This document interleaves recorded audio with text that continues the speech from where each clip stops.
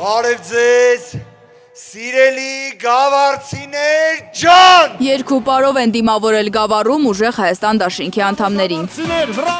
Պետք է ընտրենք առաջնորդ, ով ունի մեծ փորձ, փոփոխություն բերելու։ Որպեսզի մի օրերից մի օր Գավառը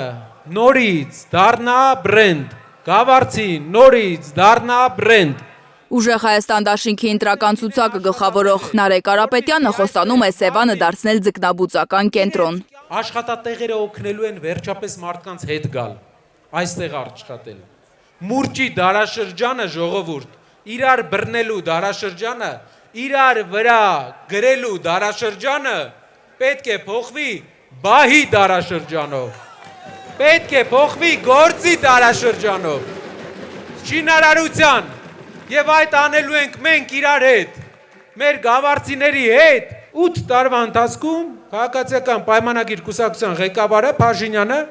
երևի միլիոնավոր բառեր է ասել, ամեն օր հազարավոր բառեր է ասում, բայց դրանից աղքատությունը այստեղ չի նվազում։ Որ Հայաստանում աղքատությունը նվազի, գավառցիները պետք է ճիշտ ընտրություն կատարեն հունիսի 7-ին։ Մեժելով Փաշինյանի իշխանությունը, ասում է Նարեկ Կարապետյանը։ Թուրք բերողին մենք չէ ասենք, թուրք բերողին չենք ասելու։ Նախընտրական քարոզարշավի մյուս կանգառը Մարտունիում է, Գեղարքունիքի ամենախիտ բնակեցված քաղաքում։ Մենք պետք է մեր երկրի ժողովրդագրությունը դզենք, մեր ազգի քանակը։ Ինչու եմ սա Մարտունիում ասում։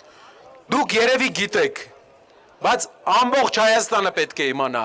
որ Հայաստանում ամենամեծականակ թվականակով ընտանիքները պատմականորեն եղել են Մարտունիում։ Ուժեղ Հայաստանը վերահաստատում է նախընտրական խոստումը։ 5-րդ երեխան ունենալու դեպքում մայրը բնակարան կստանա։ Բնակարանը տրվելու է ընտանիքին, գրվելու է մայրիկի անունով, որ իրենք էլ ձայն ունենան, մենակ սկեսուրները ձայն չունենան, իրենք էլ ձայն ունենան։ Լանա Համբարձումյան, Գագիկ Տեր-Ղազարյան, Հայլուր։